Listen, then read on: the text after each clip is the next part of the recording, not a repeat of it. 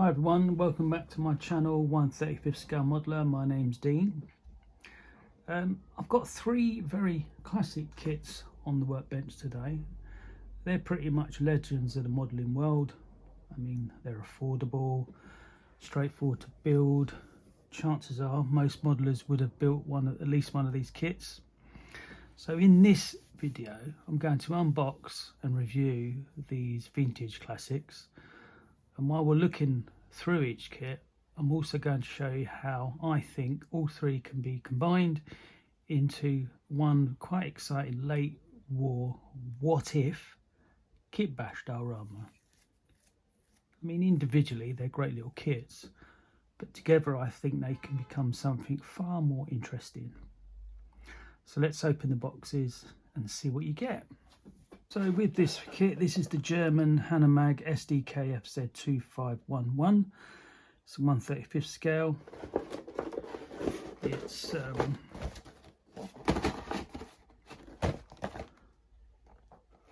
It's kit reference 35020. It's got a year build of 1973. And on one side of the box here, you've got German Tiger 1, you've got the King Tiger, you've got the Sherman, US Sherman, and the Soviet T-34. I think this was part of that range at that time. You've then got an image of the vehicle, and then some writing in Japanese, and then just another confirmation on the side. Box art is nice. It shows the actual vehicle itself, and you get 5 figures with it. Let's open it up. Let's have a look. So in the box, you get the standard tech tips. You get the instruction booklet, and you get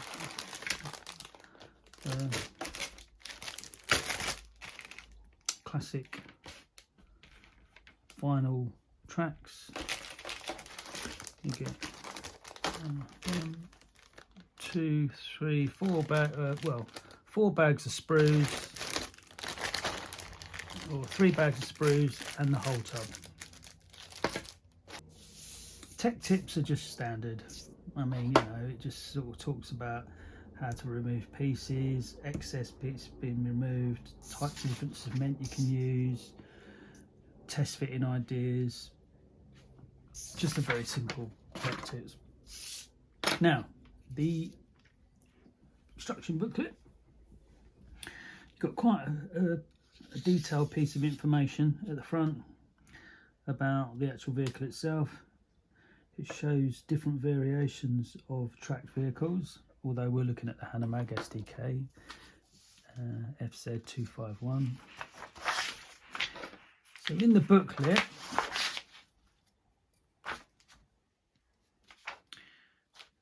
you get a parts list, you get a sprue call out, and then they start with section 1, and that's putting together a water tank. Then they ask you to assemble the meter panel, or dashboard really. Then they move on to construction of the floor inside the fighting compartment, fitting the shafts. Then once they're fitted, this seating and dashboard and seats can be fitted. Then they ask you to put together the wheels, suspension, and add all this to the lower hull. Build up some more pieces that then get added to the rear hatch.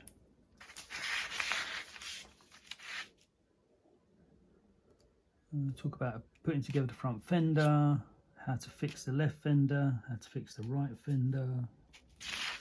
It seems to come together quite quickly actually. Then they get you to put together the 5 figures. Then they've got some painting and decals to be applied.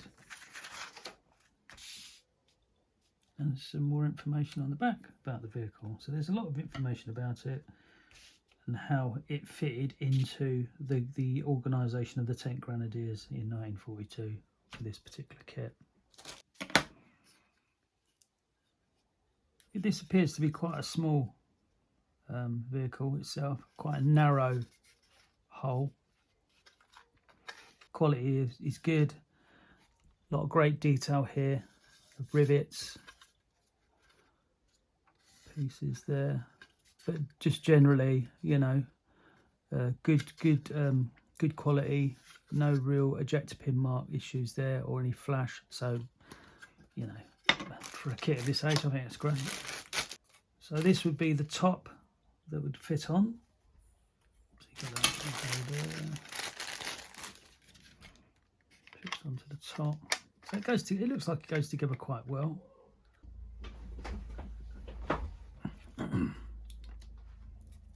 So on this particular sprue, you can see the parts that are here of very good quality, no real flash. Ejector pin marks on the inside where you'd expect. These are the seats going together there. I think you may need to do a little bit of work on these seats, because although they've been pressed from behind to get out from the mould, there does appear to be some kind of sort of like stress from where those bits are going. So whether that can be hidden with paint, not sure. Maybe a little bit of filler and then nice bit of sanding. But overall, the quality is very good. You know, you've got a shovel there, or two different types of shovel. Got lights here, parts of the side skirts, machine guns, front shield. But overall, yeah, good quality. These are the wheels, and nothing, you know, all seems quite standard really. You can see the ejector pin marks, normal. A little bit of clean up here just to maybe smooth it out, but it's not visible, so that's not a problem. Tyres are fine.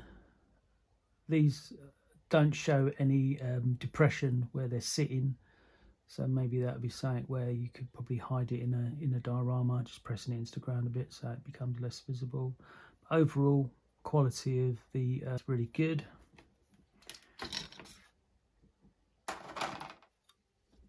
This is the inside of the fighting compartment, steering wheel. These are all those shafts that have to be inserted inside here. And then that's the cover that goes over the top. Some more bits of suspension, but no real cleanup really. Again, ejector pin marks where you'd expect them to be. No real depression showing the ejections there. That's the front dashboard they're talking about. Seats. Overall, very good indeed. Decals show 1, 2, possibly 3 different variations available. Again, you know, these are the from 1970s, so I would say quite basic. A little bit of flash to be cleaned up, just to add into the vehicle. So, you know, a really nice kit, really nice kit. So if we look at now kit number 35035, again, here's a range on the side of the box that they would have had in from 1974. That's a side view of the kit there. This would be some of the markings that the soldiers would have had, and this looks like SS. That's another side of the box there. That's the front box art. It shows 1, 2, 3, 4 figures working on the 37mm 35-36. And on the back of this here, you can see, and this is what gave me the idea for the Kitbash, that this seems to be incorporated onto the top of this 25110. Let's have a look inside.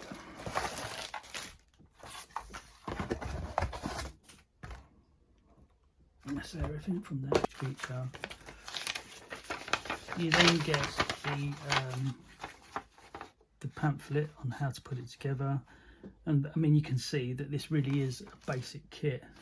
I mean, it's literally just one side and it builds together. Yeah, so you've got the breech, front protection bar, side pieces. You've got these stabilisers at the back. They do provide a sprue call out, which is helpful. Bits and pieces to be put together there. They then kindly show you the figures going together, how they would go with this kit, and then that's the whole kit finished there. I mean, this is a 1974, so it's remarkably compact as a kit, but don't let the small sprues fool you.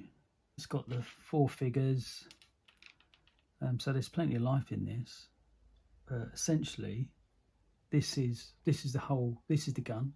So you've got your wheels, you've got your stabilizers, you've got your front plate there, you've got your gun puts together there, you've got the breech. So there's not much to it, but you know, overall it's clean, nice. Ejector pin marks again where you want them to be, out of sight.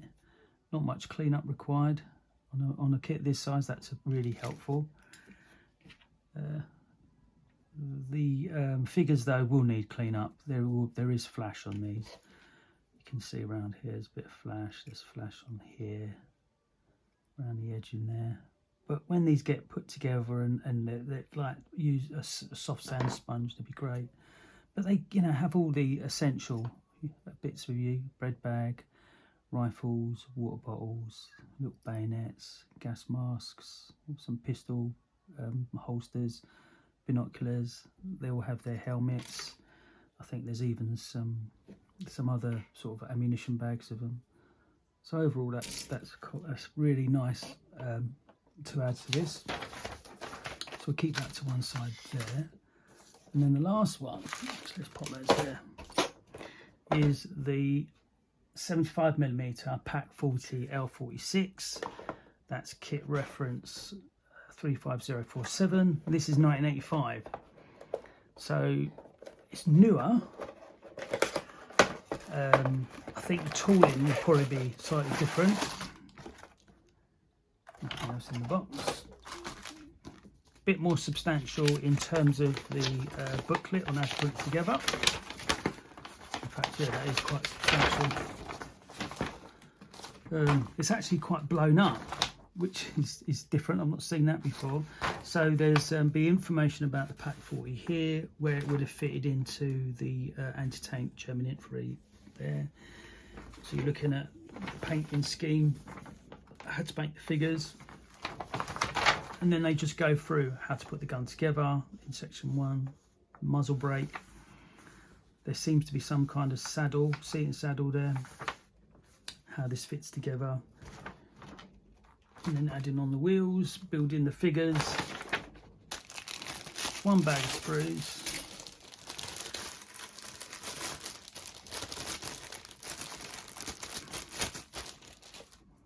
you've got your 3 characters here. Again, even that's a 1985 kit, I believe. Yeah, there will still be cleanup, so you need to remove these pieces here, give it a bit of a clean up. But again, you know, detail is very good.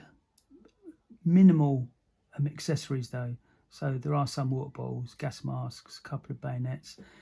Doesn't seem to be any trenching tools with these. You've got your helmets, bread bags.